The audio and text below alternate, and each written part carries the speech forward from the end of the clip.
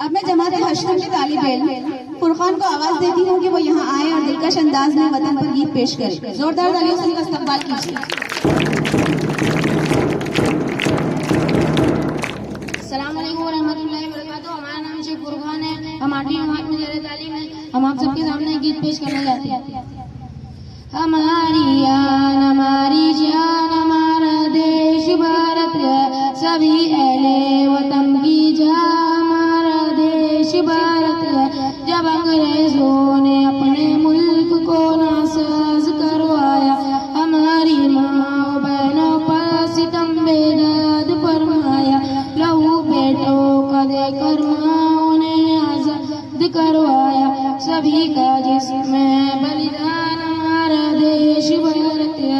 हमारी आन हमारी शान हमारा देश भारत है, सभी अहले वतन की जान हमारा देश भारत है। करोड़ों में मुहिबाने वतन ऐसे नजर आए, जमीने पर माँ बापों कटा कर अब नजर आए।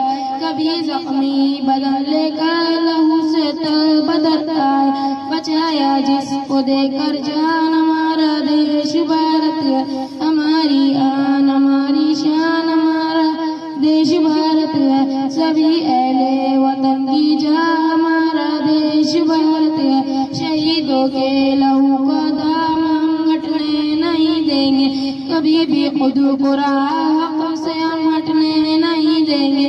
किसी सूरत वतन को हम कभी बटने नहीं देंगे। है जिसकी एकता है जहाँ हमारा देश भारत है।